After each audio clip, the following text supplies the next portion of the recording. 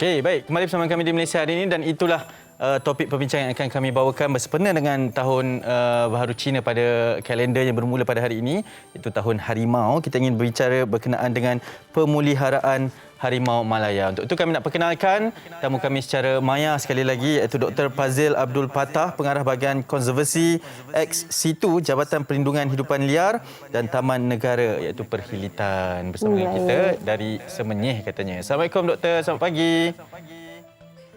Doktor kena on mic, Doktor. Kita tak dengar suara Doktor. Okey dah. Okey, Doktor. Doktor, terima kasih banyak-banyak. Ya, Doktor, selamat tahun baru Cina. Selamat bercuti juga kalau Doktor cuti ya hari ini. Ya, selamat tahun baru Cina. Xin Nian Hao. Wah. Okey, Doktor, kita mungkin boleh mulakan dengan apa yang sebenarnya kita perlu tahu asas yang diperlukan oleh habitat ini ya. Terutama sekali harimau Malaya, satu haiwan yang kita tahu diancam dengan pelbagai situasi ataupun faktor.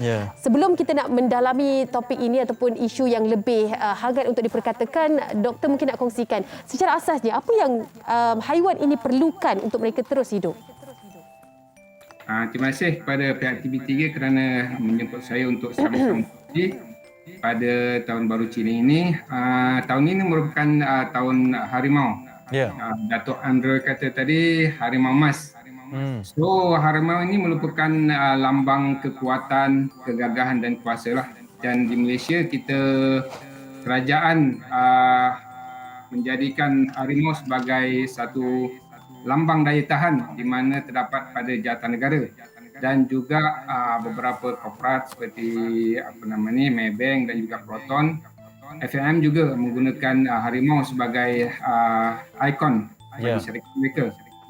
Jadi isunya sekarang adalah habitat harimau lah, di mana kita merasakan bahawa pengurangan populasi harimau. Kalau dulu ikut sejarahnya tahun 50-an ada 3,000 ekor harimau pada tahun 50-an. Namun pada hari ini semakin berkurangan dan kurang daripada 150 ekor harimau secara liar di hutan-hutan negara kita. Antara puncanya adalah kerana pengurangan habitat harimau lah. Yang utamanya adalah kalau kita lihat sejarah perkembangan negara kita selepas kepada kemerdekaan tahun 1997, terdapat satu gagasan di mana kita membuka dasar baru, iaitu dasar ekonomi baru, yang mana banyak kawasan berhutan kita tukar guna tanah kepada pertanian dan peladangan. Pada masa itu kita tanam getah dan juga kelapa sawit. Jadi banyak kawasan habitat hidupan liar pada masa tersebut ditukar kepada peladangan, menyebabkan guna tanah bagi habitat hidupan liar semakin menguranglah. Jadi pada tahun ini ataupun pada masa kini, pengurangan habitat harimau tersebut merupakan satu krisis yang kita perlu tangani. Dan krisis ini kita kena tangani dengan sistematik dan segera supaya harimau yang kita ada ni tidak pupuslah, yang mana sekarang diancam kepupusan. Jadi tindakan segera kena dilaksanakanlah oleh semua pihak. Doktor, melihat kepada penjelasan dan penerangan tersebut, jelas bahawa kita tahu harimau dengan Malaysia ni memang sangat sinonim, simbolik lah. Ada lagu yang juga Harimau Malaya sebagai semangat kita. Tapi melihat kepada kepupusan ini, pemeliharaan Harimau Malaya ini sesuatu yang pastinya kita pun dah melihat secara jelas ianya berlaku dalam negara kita. Apa yang boleh dilakukan, satu usaha sama yang perlu dilakukan oleh semua? Saya percayalah semua pihak perlu mainkan peranan ini dalam usaha untuk memastikan bahawa tiada istilah pupus bagi Harimau Malaya ni terutamanya, Doktor. Okey, bermula dengan pengurusan tertinggi negara pada 10 Januari tahun ni, kita adakan mesyuarat MyTTF, Malayan Tiger Task Force, yang mana ia dipengerusikan oleh Yang Amat Berhormat Perdana Menteri dan juga ahlinya adalah menteri besar yang mana ada harimau di negeri masing-masing seperti Kedah, Perak, Selangor, Pahang, Terengganu dan juga Johor di 9 terlibat. Jadi dalam pada mesyuarat tersebut, ia menentukan dasar dan strategi untuk memastikan Harimau Malaya tidak pupus. Selain daripada peringkat tertinggi dasar yang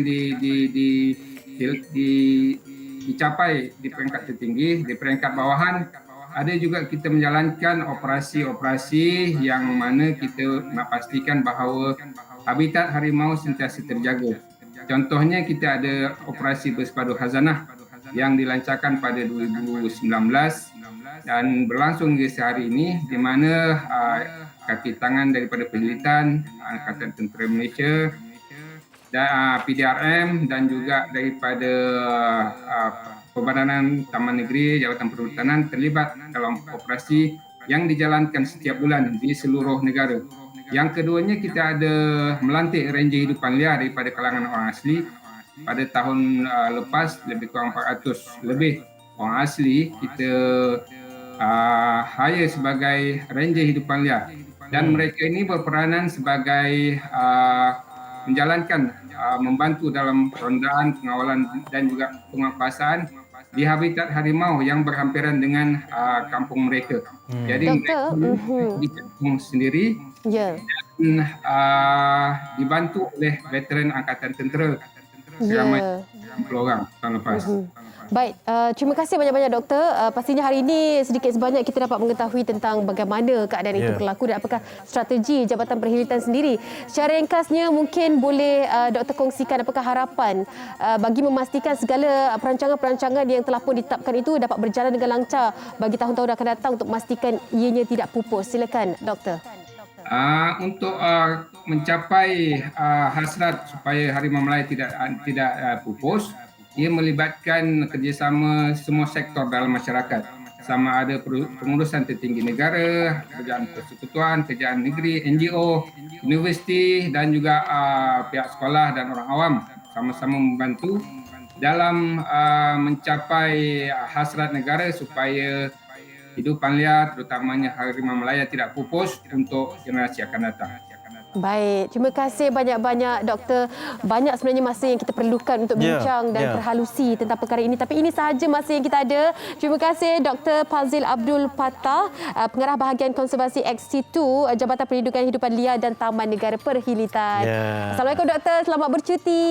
Ya, terima kasih. Waalaikumsalam warahmatullahi. Baik, itulah sikit perkembangannya. Saya percaya bakal mendapat perhatian dan juga minat ramai lah, perlu, terutamanya kepada mereka yang memperjuangkan berkenaan dengan kehidupan liar sebegini. Okey.